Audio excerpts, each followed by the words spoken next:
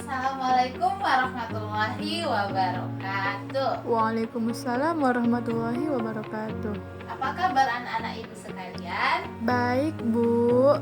Nah, di sini di pagi hari ini, di pagi yang cerah ini, kita akan belajar mengenai sejarah kebudayaan Islam. Nah, minggu semalam kan kita sudah belajar mengenai Wali Songo.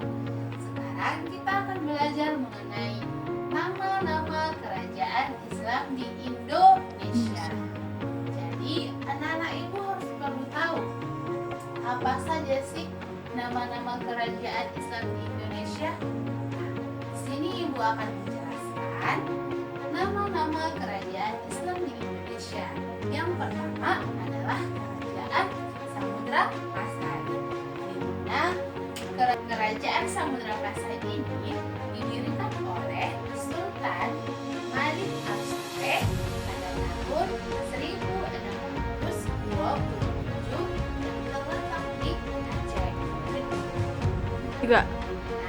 Jadi Kerajaan Samudra Pasai ini berperan dalam menyebarkan agama Islam. Yang pertama itu peran Kerajaan Samudra Pasai ini berhasil mengintegrasikan Islam ke dalam budaya lokal. Dan yang kedua, pendidikan dan literatur Islam, di mana Kerajaan Samudra Pasai ini banyak menghasilkan karya-karya ulama-ulama dalam bahasa keislaman sebagai alat dalam menyebarkan agama Islam. Nah, Kerajaan Samudra Pasai ini mengalami kemajuan. Jadi Kerajaan Samudra Pasai ini masa kejayaannya sekitar abad ke-14, yang dimana pertama itu pusat perdagangan internasional dan mengalami kemunduran pada tahun 1350-an akibat dari serangan Portugis. Nah, kedua anak-anak ibu adalah Kerajaan Aceh, di mana Kerajaan Aceh juga kerajaan terbesar di Nusantara. Dan Kerajaan Aceh ini didirikan pada tahun 1496 Masehi yang didirikan oleh Sultan Ali Muhayyad Shah yang sebagai pendiri pertama Kerajaan Aceh. Ibu, Kerajaan Aceh sangat berperan dalam menyebarkan agama Islam. Yang pertama, itu Kerajaan Aceh sebagai pusat penyebaran agama Islam. Dan yang kedua, anak-anak ibu, Kerajaan Aceh banyak melahirkan ulama-ulama besar yang banyak berkontribusi dalam menyebarkan Islam melalui dakwah secara langsung. Nah, anak-anak ibu, Kerajaan Aceh pada masa kejayaan itu dipimpin oleh Sultan Ali Muhayyad Shah pada tahun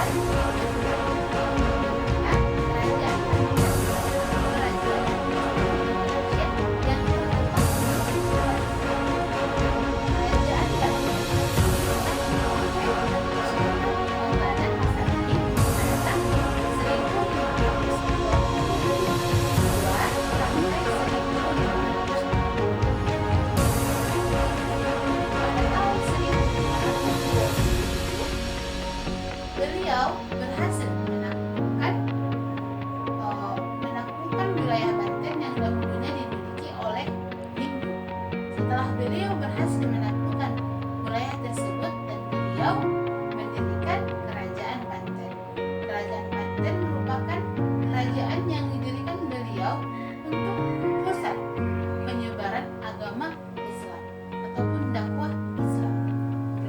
Nah, Ibu, Kerajaan Banten masa kejayaannya itu di bawah pimpinan Sultan Ageng, di mana beliau berhasil mencapai kejayaan. Misalnya nih, kejayaan salah satunya adalah meningkatkan perdagangan internasional, dan yang kedua meningkatkan kualitas angkatan laut. Dan pada masa kemunduran Kerajaan Banten itu terjadi akibat konflik daripada putra Sultan Ageng yaitu Sultan Haji, dan akibat dari intervensi Belanda yang mempengaruhi dan mengakibatkan terjadinya kemunduran di Kerajaan Banten. Ibu, yang kelima adalah Kerajaan Dua Talo. Di mana anak-anak Ibu, Kerajaan Dua Talo ini juga merupakan kerajaan Islam di Nusantara yang sangat berperan penting dalam menegakkan agama Islam. Nah, Kerajaan Dua Talo ini didirikan oleh Sultan Alauddin pada abad ke-11. Nah, anak-anak Ibu, Kerajaan Dua Talo ini berfokus dalam agama Islam. Yang pertama itu adalah Islamisasi antara penguasa dan rakyat, di mana setelah penguasa memasuki agama Islam, mereka juga meningkatkan anggotanya ataupun rakyatnya masuk ke agama Islam, sehingga agama Islam dijadikan menjadi agama yang Islam. Nah, sekarang kita masuk ke masa kejayaan Kerajaan Dua Talo. Kerajaan Dua Talo itu pada masa kejayaan itu yang pertama pusat perdagangan yang aktif, dan para angkatan laut angkatan yang sangat bagus. Dan pada masa kemunduran Kerajaan Dua Talo itu pada abad ke-17 juga akibat faktor dari internal, dan salah satunya adalah kolonial Belanda. Nah, yang terakhir anak-anak Ibu adalah Kerajaan Mataram. Nah, Kerajaan Mataram ini adalah kerajaan yang terbesar di Pulau Jawa. Kerajaan Mataram ini didirikan oleh Sultan Padepokan Senopati pada tahun 1586 sampai 1647 yang terletak di Pulau Jawa. Nah, peran Kerajaan Mataram ini dalam menyebarkan agama Islam yang pertama adalah penyebaran agama Islam di Jawa Tengah, yang kedua pengaruh politik dan pemerintah, dan yang terakhir itu adalah sebagai pusat dakwah dalam agama Islam. Jadi pada masa kejayaan Kerajaan Mataram ini, anak-anak Ibu, yaitu para penguasa memiliki hubungan dekat dengan para ulama sehingga mendukung penyebaran agama Islam dan mendukung pemerintahan yang berbasis syariah. Dan terjadi masa kemunduran Kerajaan Mataram, yang dimana faktor-faktor yang menyebabkan kemunduran Kerajaan Mataram itu, yang pertama faktor internal, dan yang kedua pengaruh daripada kolonial Belanda. Anak Ibu sekalian, jadi kesimpulan yang dapat kita tarik pada pelajaran hari ini adalah bahwasanya kerajaan Islam di Indonesia sangatlah berperan penting dalam menyebarkan agama kita, yaitu agama Islam. Jadi harapan Ibu, semoga pelajaran yang kita pelajari pada pagi hari ini dapat diamalkan dalam kehidupan sehari-hari. Dan poin paling penting bahwasanya anak-anak Ibu tidak boleh melakukan yang namanya